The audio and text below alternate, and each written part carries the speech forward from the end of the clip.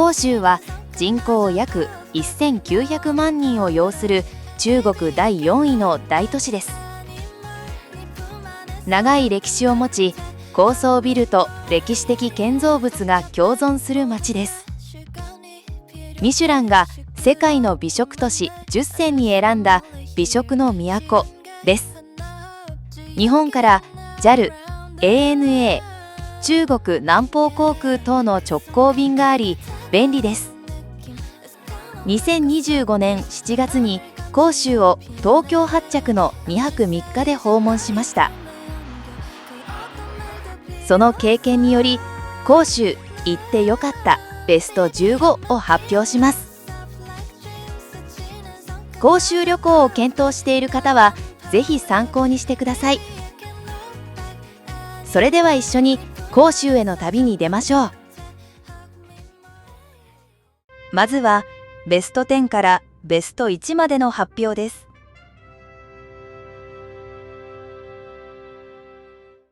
第10位は広州のランドマークである中山記念堂です。中山記念堂は中国近代化の父孫文を記念した建物です。孫文が大総統として執務した旧総統府跡地に建設されました。1929年に着工し、市民や華僑の寄付で1931年に完成しました。建物は八角形の中国伝統様式で、青瓦と石柱が鮮やかです。中山記念堂内部には講堂と展示室があり、入場料は10元です。中山記念堂のメインは直径約71メートルの柱のない大講堂です。観客席約3240席を備え、演劇や音楽会に利用されます。講堂左右に孫文資料を展示する回廊型展示室があります。内部は中国伝統美術を近代的にアレンジした装飾が特徴です。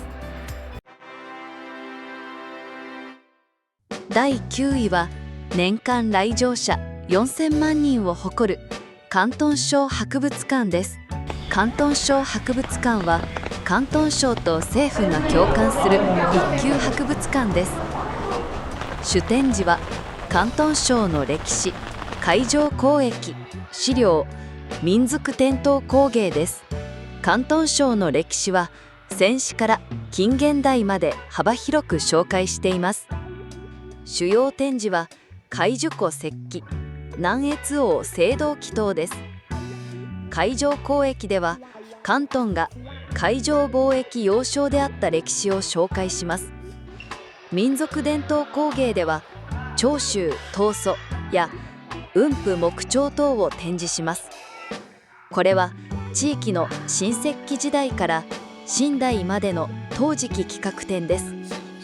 いろいろな年代に作られた貴重な陶器が展示されています。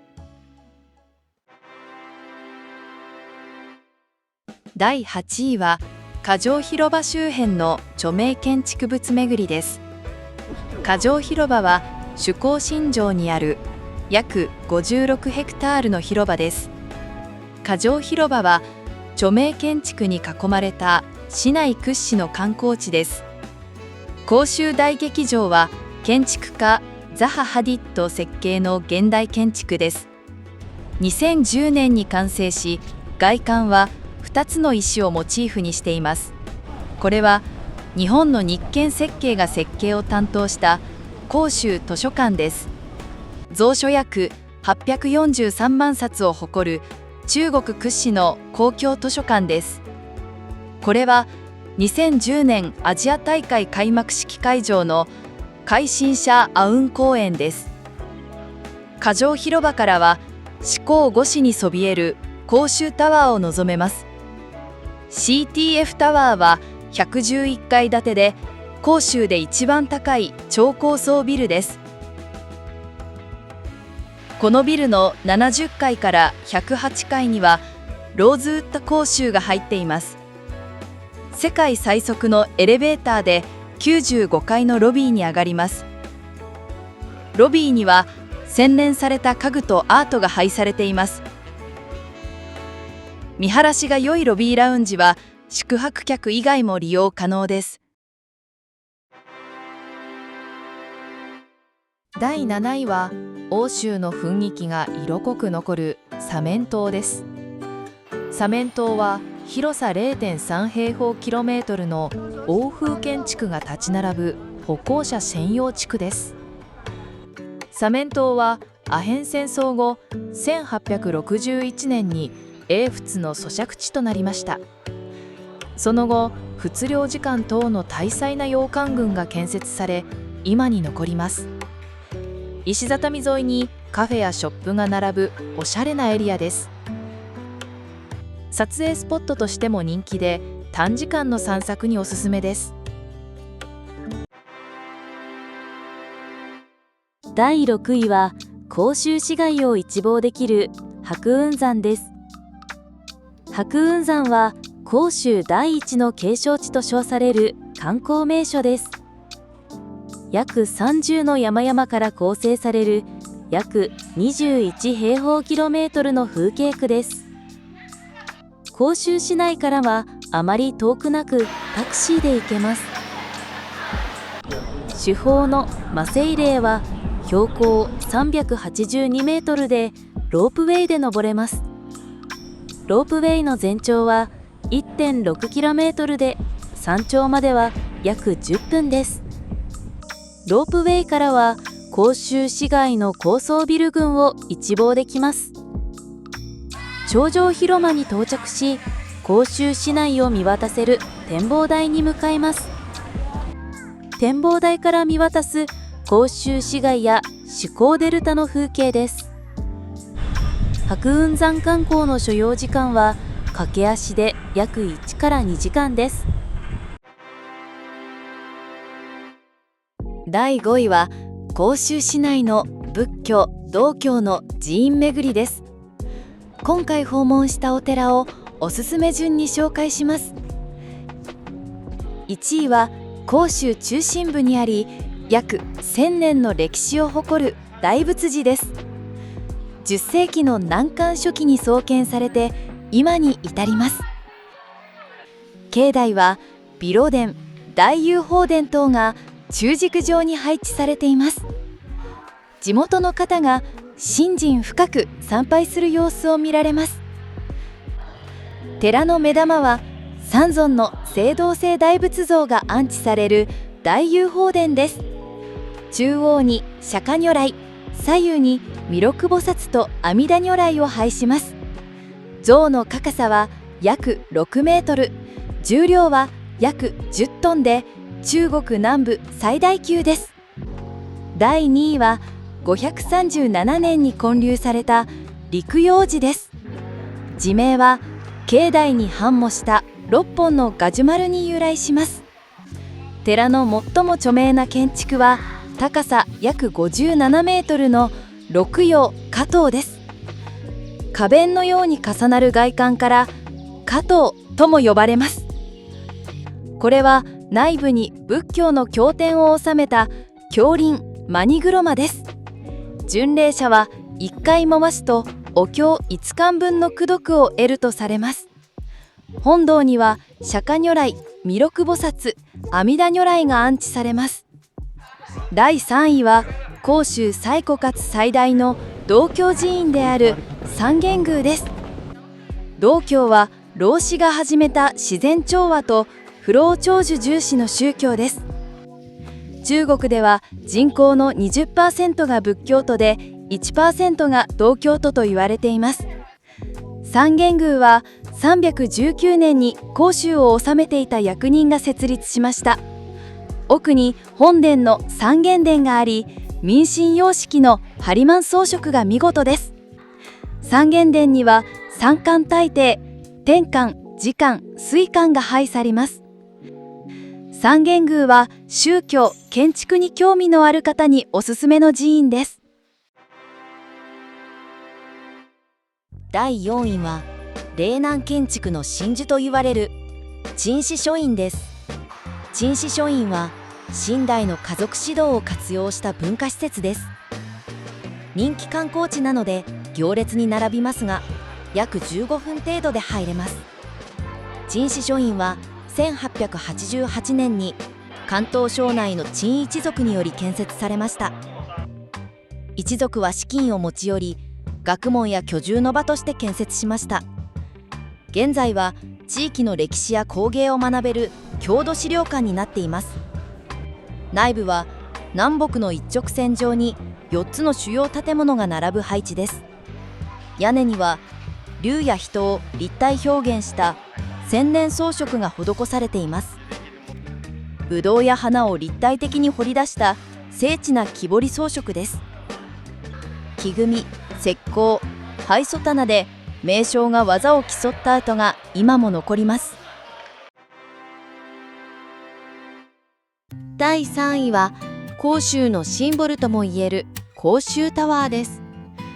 甲州タワーは2010年に完成した高さ604メートルの電波塔です。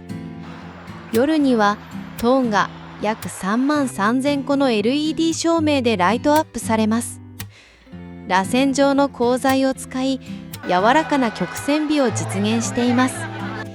1階のチケット売り場で屋内展望台の入場チケットを買います。屋内展望台へ秒速18メートルの高速エレベーターで登ります。エレベーターから甲州の夜景を楽しむことができます。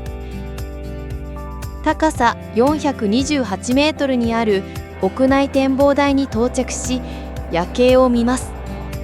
未来都市のような甲州の夜景を楽しみます。今回行った屋内展望台の他に450メートル屋外展望台もあります。甲州タワーは甲州の風景を昼夜問わず楽しめる施設です。第2位は食材甲州と言われる美食都市甲州のグルメです。今回行って良かったレストランをおすすめ順に紹介します。第1位はマンダリンオリエンタル甲州のジャン・バイシェフ・フェイです。ジャン・バイシェフ・フェイはミシュラン2つ星の広東料理店です。インテリアは東洋と西洋の美意識を調和した上品な空間です。若い世代にも好まれる洗練された雰囲気を演出しています。通常のダイニングスペースに加えて個室もあります。席に案内いただき、まずはスパークリングワインを注文します。これはモエシャンドンが中国で作るシャンドンチャイナです。松茸のスープは香り高い出汁と甘みな特徴です。蒸し餃子はもちもち皮に肉汁豊かなうまみが広がります。中国寧夏地方のカベルネ・ソービニオンを注文します。土鍋で文章鶏を煮込み、しそを効かせたお店の看板料理です。強火で香ばしく醤油炒めにした広東風の焼きビーフンです。香ばしい豚肉に甘酢ソースを絡めた伝統的広東料理です。第2位は広東料理とヤムチャの老舗東東井です。1880年に創業し、甲州で最も古い茶楼と言われています。内部は透かし彫りの欄間が配され、高級感のある内装です。写真付きのメニューで分かりやすく注文できます。そうめん入り粥は滑らかで優しいうまみが広がる絶品です。小籠包は噛むと肉汁があふれ出し、芳醇なうまみが広がります。第3位は長発という甲州を代表する牛肉火鍋店です。ここは毎朝市場から仕入れる新鮮牛肉を店内で手切りします。店内は清潔で、従業員のサービスも行き届いています。マーラーと澄んだ牛骨スープの2種類で肉や野菜を煮込みます。お店名物の牛肉7種盛り合わせは尋常ではない大きさです。第4位は広東式点心の大手チェーンである天東徳です。ヤムチャはお茶を飲みながら点心を楽しむ食文化です。ワンタン、肉団子等の点心を美味しくいただきます。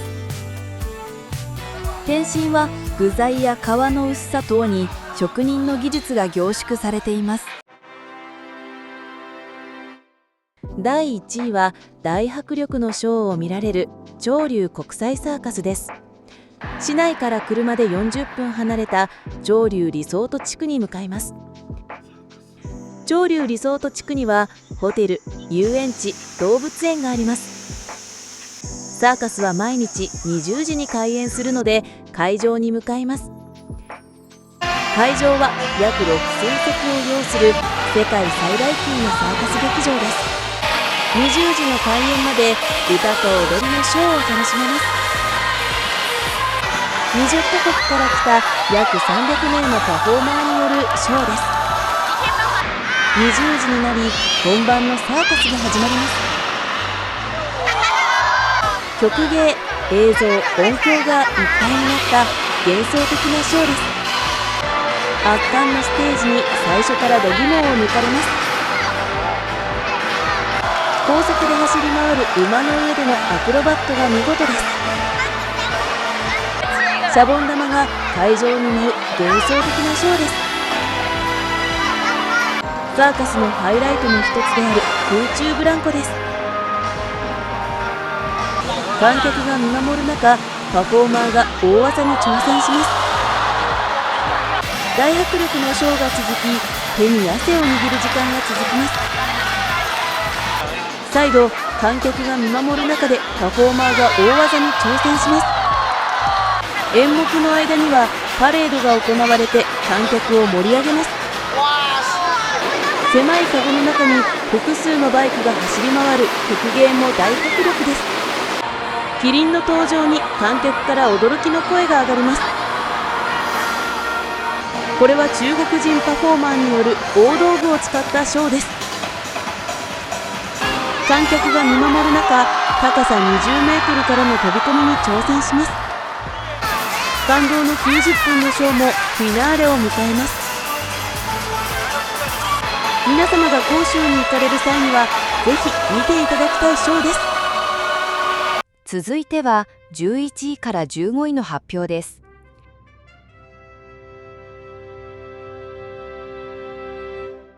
第11位はカトリック教会の石室聖神大聖堂です。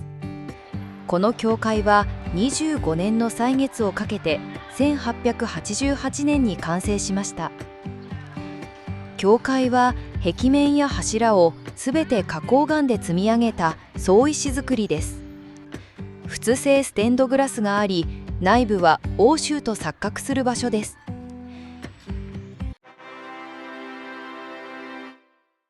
第12位は広州のショッピング巡りです。上下級歩行街は全長約 1.2 キロの300軒が並ぶ歩行者天国です。両脇にはアーケードのあるキロ建築が並んでいます。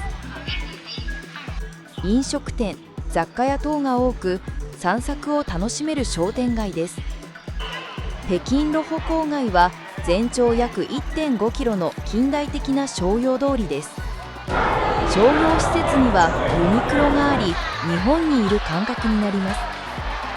人が多く、広州の活気を感じられる商業エリアです。日本へのばらまき土産を買うのであれば、イオンがおすすめです。広州市内にイオンは約10店舗あり、アクセスも便利です。ローバベイや京寧ベイ、中国茶等がお土産に喜ばれます。第13位は旧市街の町や建築を再生した永慶坊です。永慶坊は1920年頃の2階建て小住建築をリノベした地区です。外観を残し、内部をレストランやカフェ等に改修しています。路地に入ると改修前の古い広州を見れるのも楽しみです。第14位は北京路にあるマッサージの常来祭寺です。中国は日本より安い値段でマッサージに行けるのが魅力です。上来祭事は清潔な店内で上質なマッサージを受けられます。第15位は関東省最大級の市街地公園である越州公園です。越州公園は総面積80ヘクタールで丘を7つ、湖を3つ含みます。階段を登った先に見えるのは高さ約27メートルの孫文記念碑です。公園内は整備され、市民の憩いの場になっています。皆様、今週のベスト15紹介はいかがでしたでしょうか。また次の動画でお会いしましょう。ご視聴ありがとうございました。